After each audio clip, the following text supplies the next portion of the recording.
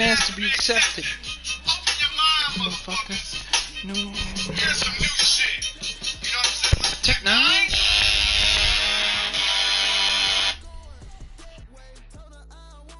Battle not with monsters, lest ye become a monster. And if you gaze into the abyss gazes also into you. Right, but I would say, bring it on. If you gaze into the abyss long enough, you see the light, not the darkness. Are you sure about that? I'm betting my life on it.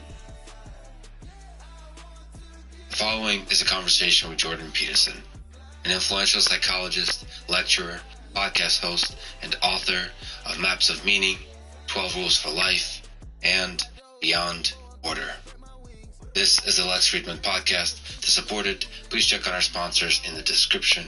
And now, dear friends, here's Jordan Peterson. Dostoevsky wrote in The Idiot, spoken through the character of Prince Mishkin, that beauty will save the world. Solzhenitsyn actually mentioned this in his Nobel Prize acceptance speech. What do you think Dostoevsky meant by that? Was he right? Anyone with $10,000 or more in credit card debt or personal loans may qualify for help from National Debt Relief. Getting started is easy. Well, I guess it's the divine that saves the world, let's say. You could say that by definition. And then you might say, well, are there pointers to that which will save the world or that which eternally saves the world? And the answer to that, in all likelihood, is yes. And that's maybe truth and love and justice and the classical virtues, beauty, perhaps in some sense foremost among them. That's a difficult case to make, but definitely a pointer. Which direction is the arrow pointing? Well, the arrow's pointing up. No, I think that which it points to is what beauty points to. It transcends beauty. It's more than beauty. And that speaks to the divine. It points to the divine. Yeah, and I would say again, by definition, because we can define the divine in some real sense. So one way of defining the divine is, what is divine to you is your most fundamental axiom. And you might say, well, I don't have a fundamental axiom. Then I would say, that's fine, but then you're just confused. Because you have a bunch of contradictory axioms. And you might say, well, I have no axioms at all.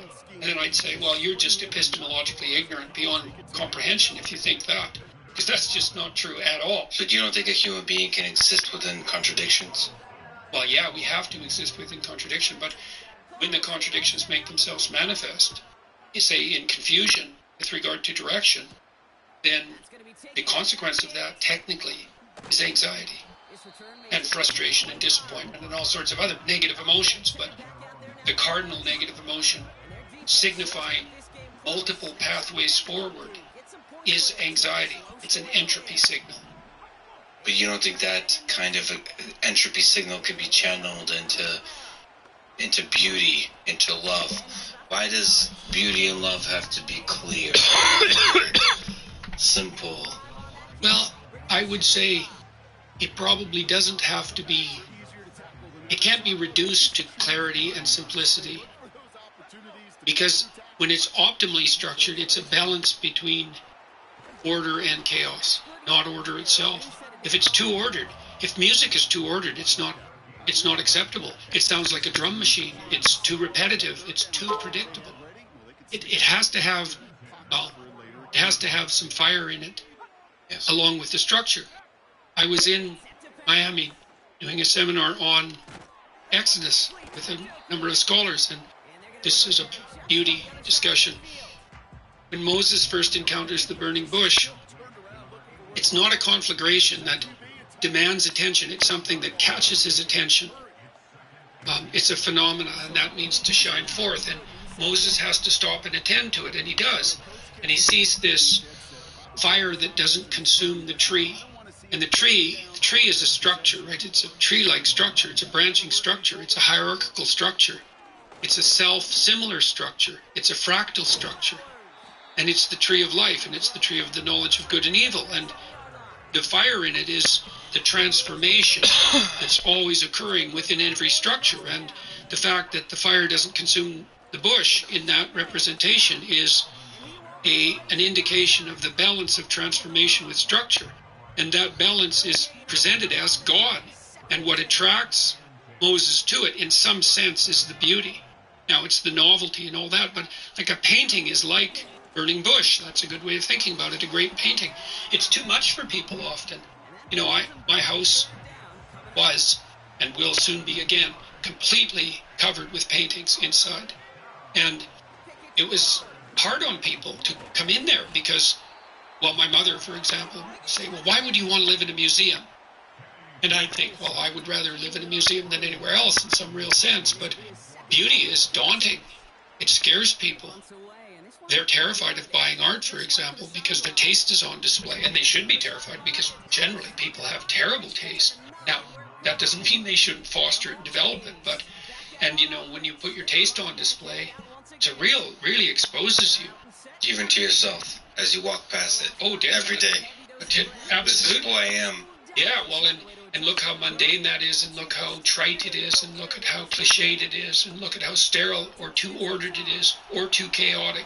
Or how quickly you start to take it for granted because you've seen it so many times. Well, if it's a real piece of art, that doesn't happen. You notice the little details. The whole is greater than the sum of the parts. I mean, there are images, religious images in particular, so we could call them deep images, that people have been unpacking for 4,000 years and still haven't. I'll give you an example. This is a terrible example. So I did a lecture series on Genesis, and I got a lot of it unpacked, but by no means all of it. When God kicks Adam and Eve out of the Garden of Eden, he puts cherubim with flaming swords at the gate to stop human beings from re-entering paradise. I thought, what the hell does that mean, cherubim? And why do they have flaming swords? I don't get that. What is that exactly? And then I found out from Matthew Pageau, a great book on symbolism in Genesis, that cherubim are the supporting monsters of God. It's a very complicated idea. And that they are partly a representation of that which is difficult to fit into conceptual systems. They've also got an angelic or demonic aspect. Take your pick. Why do they have flaming swords? Well, a sword is a symbol of judgment and the separation of the wheat from the chaff. I use a sword to cut away, and to carve. And a flaming sword is not only that which carves, it's that which burns. And what does it carve away and burn? Well, you want to get into paradise? It carves away everything about you that isn't perfect. So what does that mean? Okay, well, here's part of what it means. This is a terrible thing. So you could say that the entire Christian narrative is embedded in that image. Why?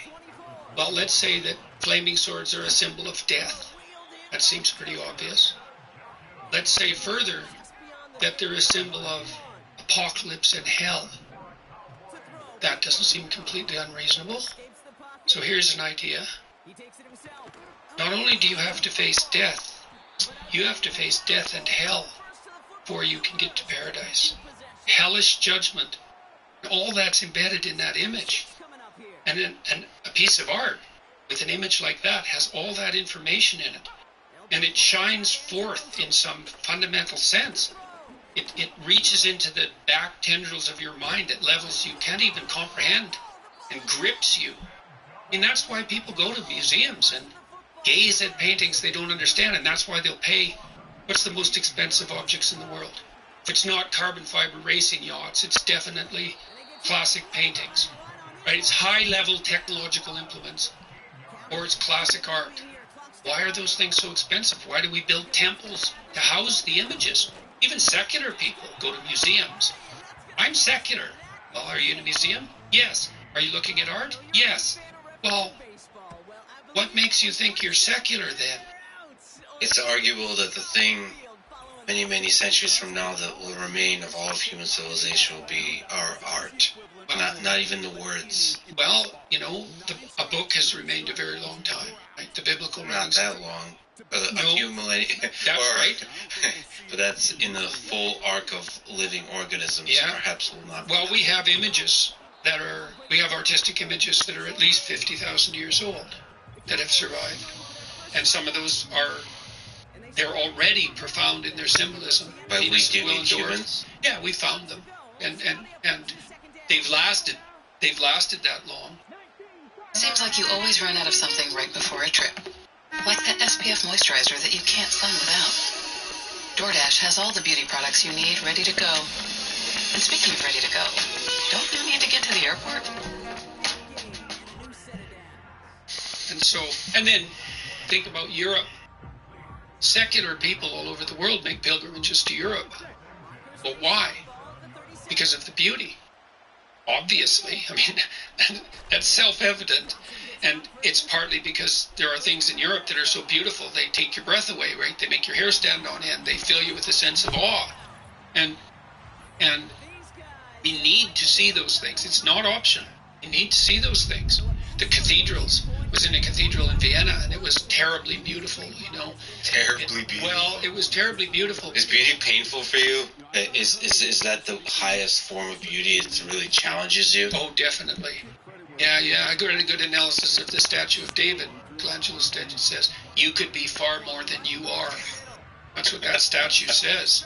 And this cathedral, you know, we went down into the understructure of it, and there were 3 floors of bones from the plague, and there they all are. And then that cathedral's on top of it. It's no joke to go visit a place like that. No, it rattles you to the core. And our religious systems have become propositionally dubious. But there's no arguing with the architecture, although modern architects like to, with their sterility and their giant middle fingers erected everywhere. But beauty is a terrible pointer to God. And, you know, a secular person will say, well, I don't believe in God. It's like, have it your way. You cannot move forward into the unforeseen horizon of the future except on faith. And you might say, well, I have no faith. It's like, well, good luck with the future then, because what are you then, nihilistic and hopeless and anxiety-ridden? And if not, well, something's guiding you forward. It's faith in something, or multiple things, which just makes you a polytheist, which I would recommend. Well, let me ask you one short-lived biological meat bag to another. Who is God, then? Let's try to sneak up to this question, if it's at all possible. Is it possible to even talk about this? Well, it better be, because otherwise there's no communicating about it, right? It has to be something that can be brought down to earth. Well, we might be too dumb to bring it down. It's not just ignorant, it's also sinful, right? So, because there's not knowing, and then there's wanting to know or refusing to know. Yeah. And so you might say, well, could you extract God from a description of the objective world? Right? Is God just the ultimate unity of the natural reality? I would say, well, in a sense, there's some truth in that, but not exactly, because God, in the highest sense, is the spirit that you must emulate in order to thrive. How's that for a biological definition? Spirit is a pattern.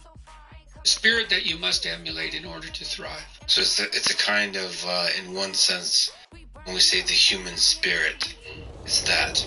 It's an animating principle. Yeah, it's a pattern. And you might say, well, what's the pattern? Okay, well, I can tell you that to some degree. Imagine that, like you're gripped by beauty, you're gripped by admiration. So, and you can just notice this. This isn't propositional. You have to notice it. It's like, oh, turns out I admire that person. So what does that mean? Well, it means I would like to be like him,